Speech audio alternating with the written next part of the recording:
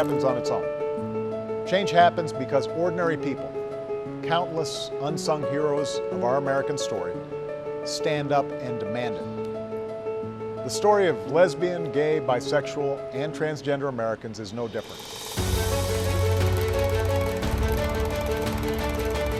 This community has fought and continued to fight a war of acceptance, a war of tolerance, and the most relentless bravery.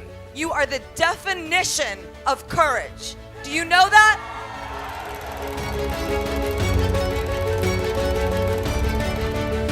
Today we sing a song of freedom.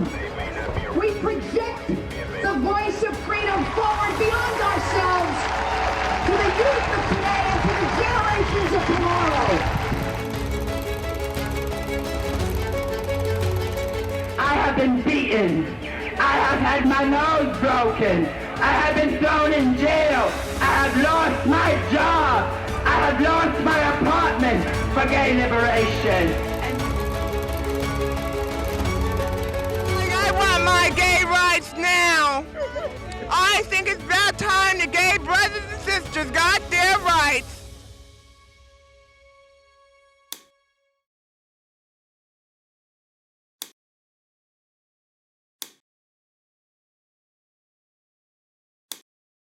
In the 1950s and 60s, gay and lesbian Americans were ostracized and not welcomed in mainstream society. Engaging in behavior with the same sex, such as holding hands, kissing, or dancing, was illegal. CBS News commissioned a survey by the Opinion Research Corporation into public attitudes toward homosexuality. We discovered that Americans consider homosexuality more harmful to society than adultery, abortion, or prostitution. Homosexuality is a problem, and these people are really advocating that we don't solve the problem. They're advocating that we tolerate the problem. It took a lot to be homosexual, because you don't know what the cops are going to do. You don't know that people on the street will, beat you up or something. At that time, it was illegal to be gay. It was considered a mental disease to be gay. You had no civil rights, you had no real legal rights. Nothing was anything but that you were a criminal in those earlier days.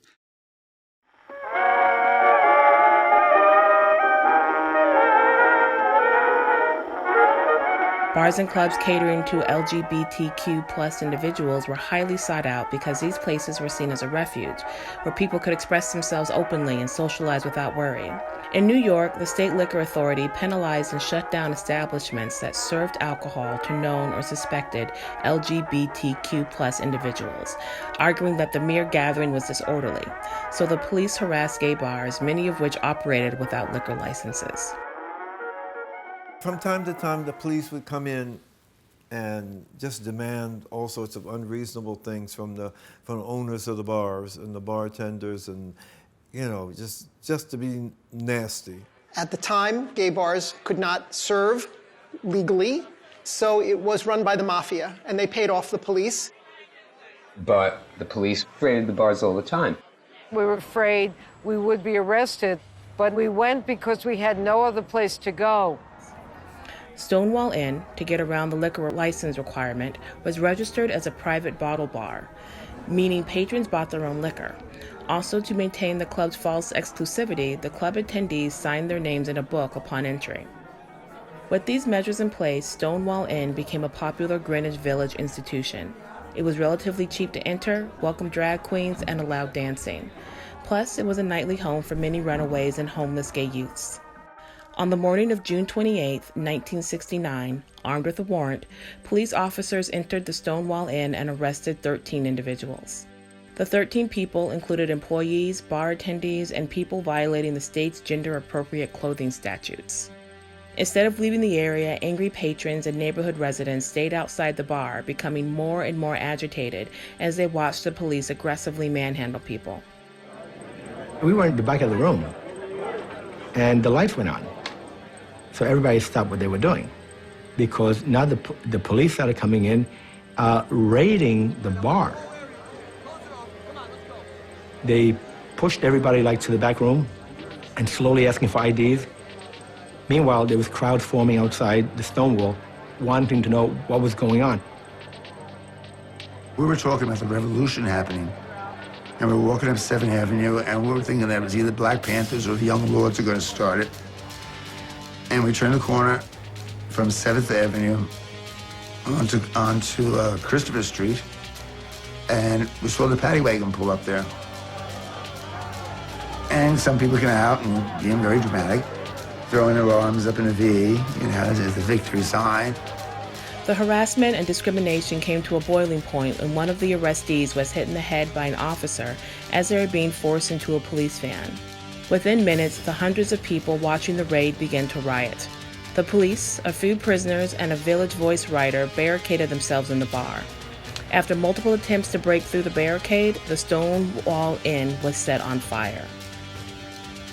The fire department and riot squad were eventually able to douse the flames, rescue those inside Stonewall, and disperse the crowd. But the protests, sometimes involving thousands of people, continued in the area for 5 more days. Finally, the first hint of dawn was coming. I sat down on a stoop, and I looked across, and there was this other queen sitting on a stoop, exhausted. And 6 feet away on the fence was a cop, exhausted, no longer enemies, just exhausted people. And the first beginnings of the sun were catching all this smashed glass. It's like diamonds lit up. It's one of the most beautiful things I'd ever seen.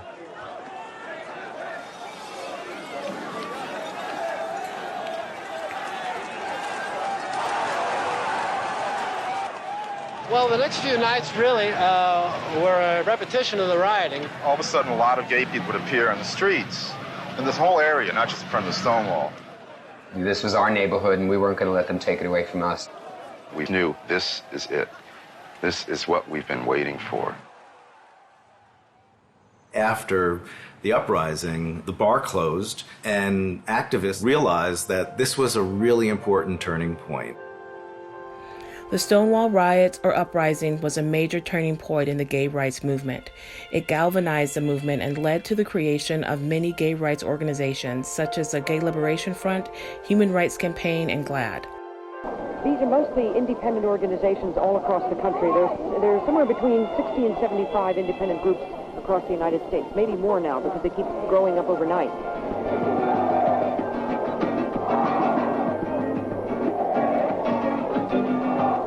A year after the riots, June 28, 1970, thousands of people marched from Stonewall Inn to Central Park. This was the first of many pride parades and the start of what becomes the pride we celebrate today. The arc of our history is clear. It's an arc of progress. And a lot of that progress can be traced back to Stonewall. In 2016, President Barack Obama designated the site of the riots, Stonewall Inn, Christopher Park, and the surrounding streets and sidewalks a national monument in recognition of the area's contribution to gay rights.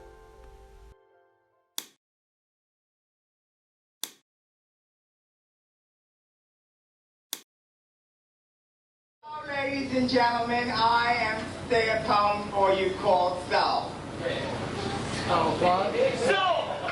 You can count your karma if Nirvana is your goal.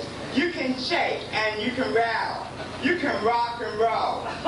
You can be a Clark Kent or a Lois or an Alice down a hole. You can be a vampire on a mountain with a heart of stone black coal. You can be a leather angel on a sleek black Harley bike. Or a redhead screaming faggot, or a dazzling dyke. You can lock yourself in a closet in a fine meat stove, but it really doesn't matter if you ain't got soul.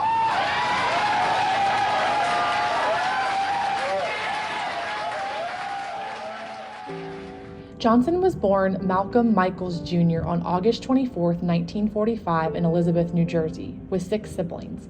Johnson started wearing dresses at the age of 5, but stopped temporarily due to harassment by boys who lived nearby. After high school, Johnson left home for New York City with $15 and a bag of clothes. Johnson waited on tables after moving to Greenwich Village in 1966.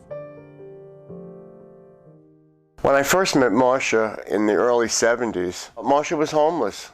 I know some of the girls would live in various places for short periods of time. They would get a hotel room or the baths. She used to stay a lot. And there was a place in Brooklyn, a house in Brooklyn where the girls lived for a while. But none of those things lasted very long. Sometimes I really wondered how she got through it. And then I know she used to sleep in the movies too on 42nd Street. It was 99 cents before noon. So she'd get up there before noon and she would sleep up there if she needed a place to sleep.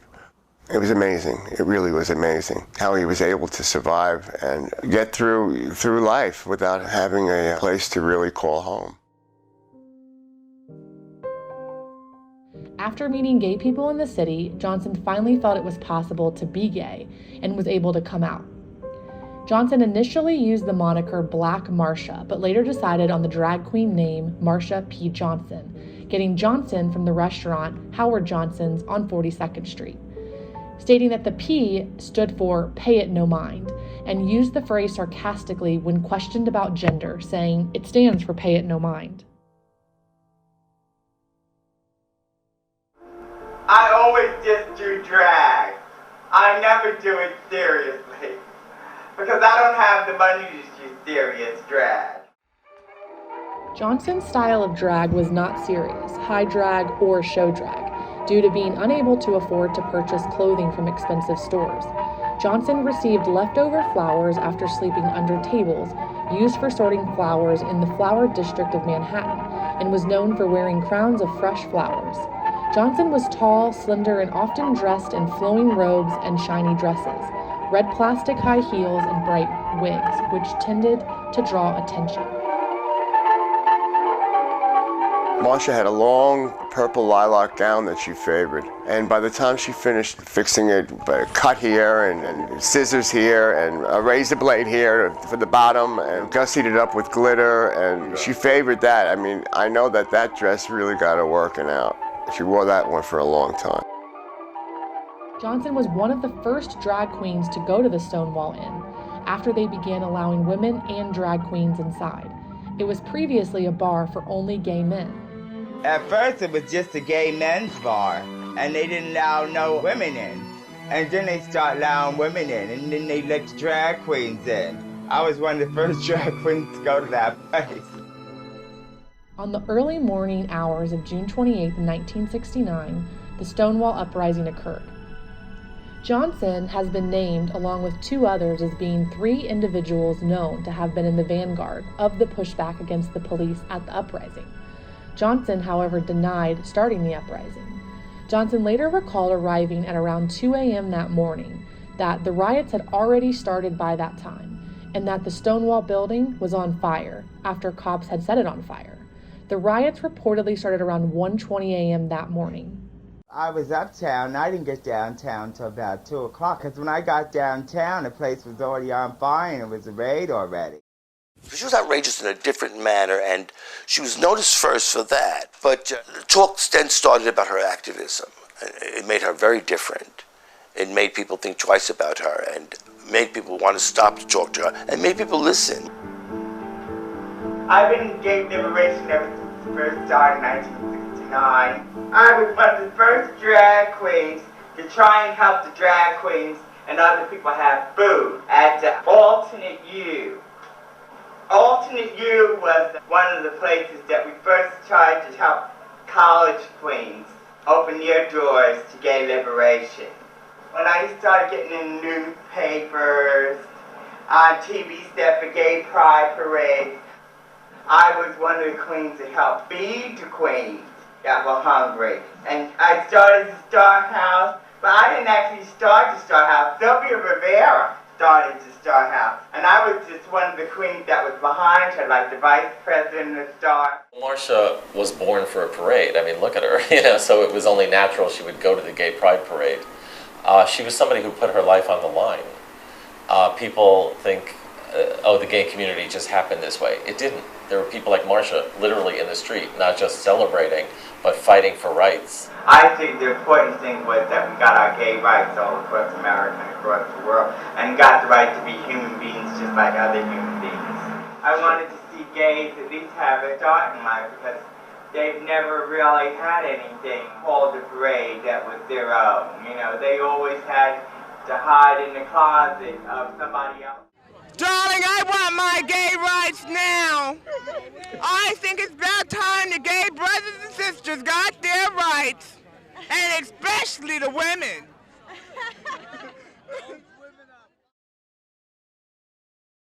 Back in 1969, Marsha P. Johnson helped spark the iconic Stonewall riots here in the city and the beginnings of the gay rights movement. Johnson would go on to found the first ever transgender rights organization and become a beloved figure in the Greenwich Village community. But her death 25 years ago still remains a mystery to some.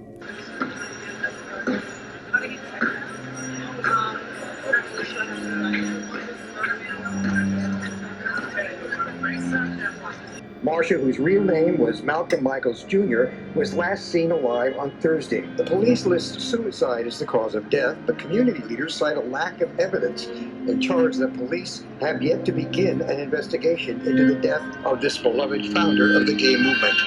A demonstration is planned for next week.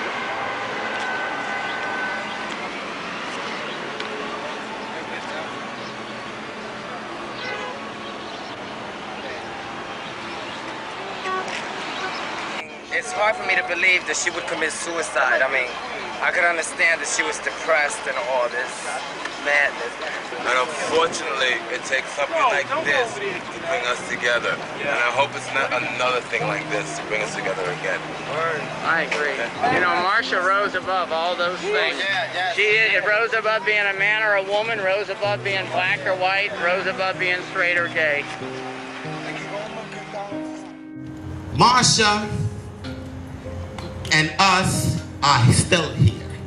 As long as we wear flowers, as long as we have love for those who have gone before us and who have died, senseless murders and whatever, we are here together and we have to keep this community together.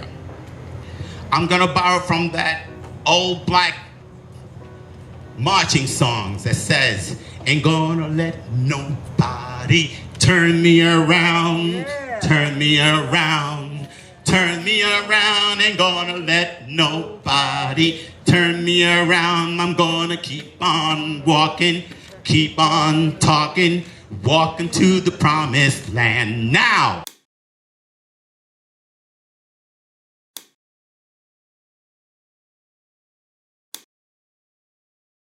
People that are trying to do something for all of us and not men and women that belong to a white middle class, white club, and that's what you all belong to. Revolution now! Give me a G! Give me an A! Give me a Y! Born on July 2nd, 1951 in the Bronx, New York, Rivera had a very troubled childhood. Hailing from Puerto Rican and Venezuelan descent, Rivera was abandoned by her father shortly after birth and orphaned as a toddler when her mother committed suicide. Raised by her grandmother, Rivera was rejected and beaten for her effeminate behavior. I was born to be an effeminate child. My grandmother used to come home and find me all dressed up. It's just like, I get my ass whipped, of course, you know, well, we don't do this. You're one of the boys. I want you to be a mechanic. I said, no, but I want to be a hairdresser. I want to do this.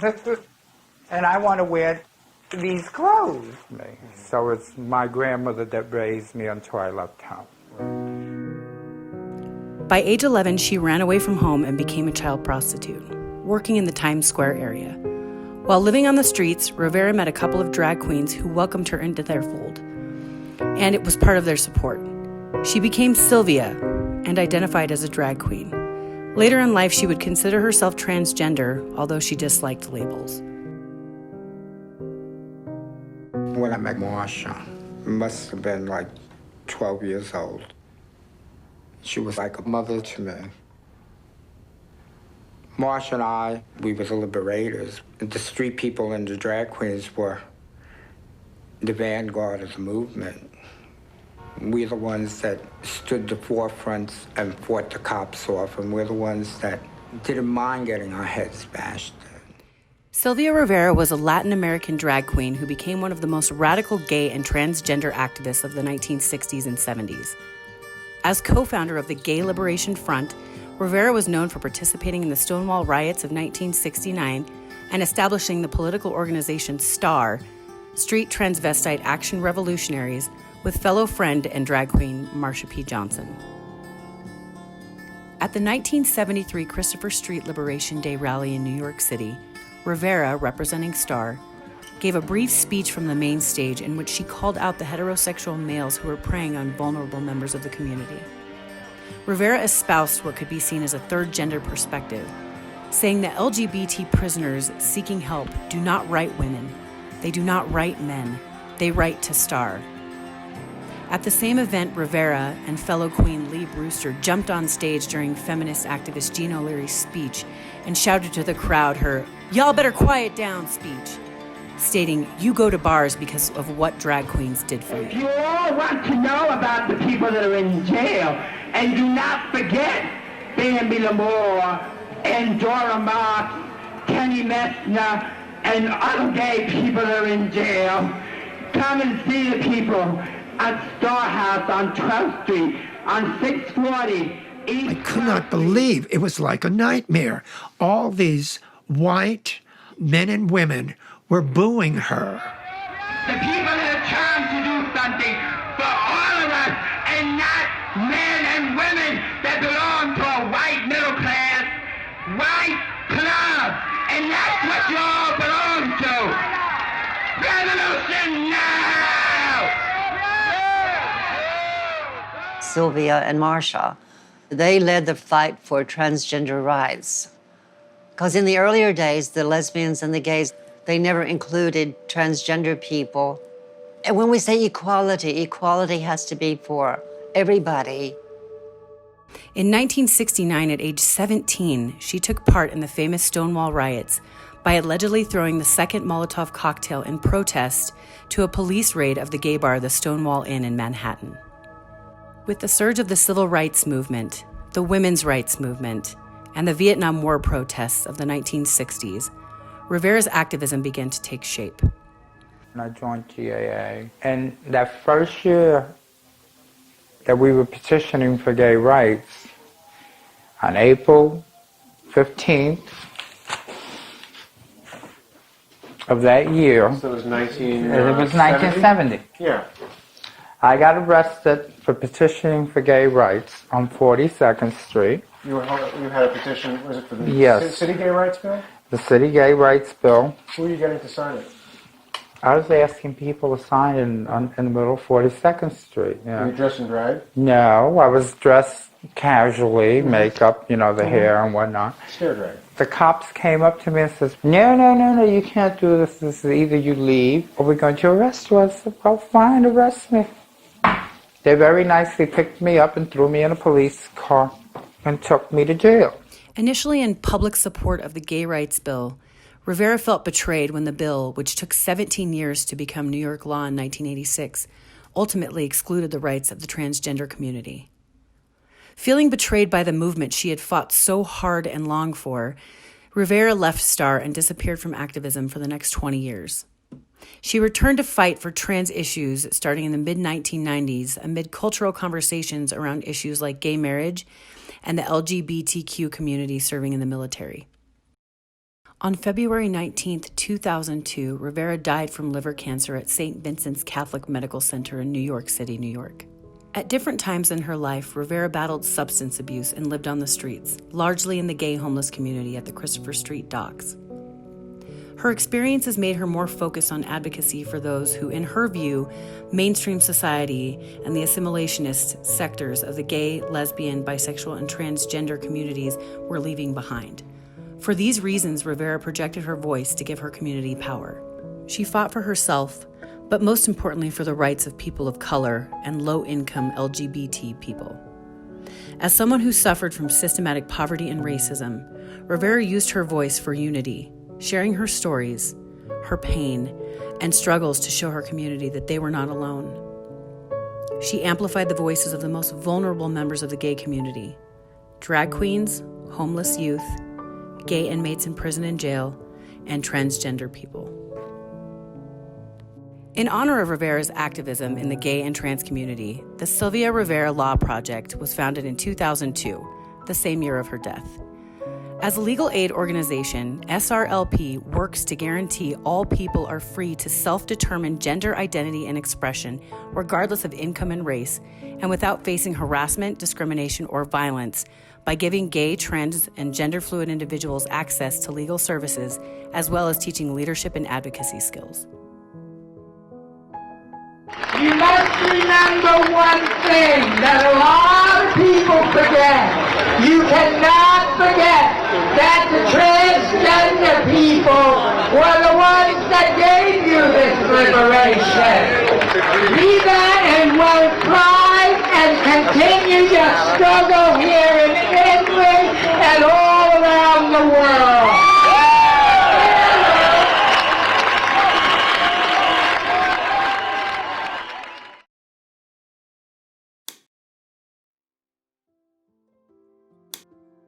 What does pride mean to me?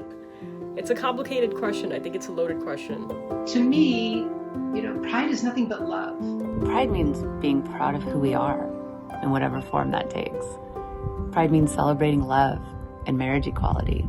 To me, pride means showing my support as an LGBTQ ally and celebrating the progress that's been made as a community. Pride is the joy I feel that one of my best friends was finally able to come out in his 20s and find the love of his life. A few years ago, celebrating Pride meant getting your wristbands early because we were going to be out all night, and it meant crying over the parade because I get really overwhelmed with my emotions and was maybe still a little bit tired from the night before. As someone that grew up in New York City, in the Bronx nonetheless, while I was growing up, these topics and LGBT issues were just not at the forefront of conversations. As a trans woman, I think about just the decades of shame I had to carry, the physical and emotional abuse I had to go through as a teenager just to fight for the right to be recognized as a woman. So pride to me is the opportunity to own who you are and really celebrate that. Now celebrating Pride has changed. During Pride Month, we educate, we advocate, we celebrate. So now showing pride means celebrating engagements or marriages or buying new houses. It's learning that there are sweet babies waiting for their moms to hold them, or sitting with friends whose family has written them off. We educate ourselves about parts of the queer community, both those that we identify with and that we don't identify with, not just out of a recognition that we share similar struggles, but just because we love members of this diverse community and we really want to understand each other and we want others to understand us. Pride is also getting to know members of the Pride community, the Pride Network, listening to their life stories. I'm constantly learning and inspired by them. Advocate, both for members of our community and for communities which we might not directly identify, out of a sense of love. Now more than ever, I think pride is learning from my friends who've had experiences that I don't and sitting with them and being with them. Seeing injustice perpetrated on people we love, it fills us frankly with rage. And I think it drives us to act and to stand up. And then finally, we celebrate. It's celebrating the freedom to be your true self and proud of who you are. It's celebrating equal rights for all. It's being thankful for and recognizing all that came before us to get us to this celebration today. Other members of our community go through similar kinds of struggles. And those of us who end up coming out, those of us who end up advocating for each other and for ourselves, we do that in a world that, all too often isn't really accepting of who we are. And it's truly accepting others for who they are and asking for that in return. In order to do that, it requires a profound act of love, a love for yourself. And I think, starting the process of learning how to do that, I think that's something worth celebrating.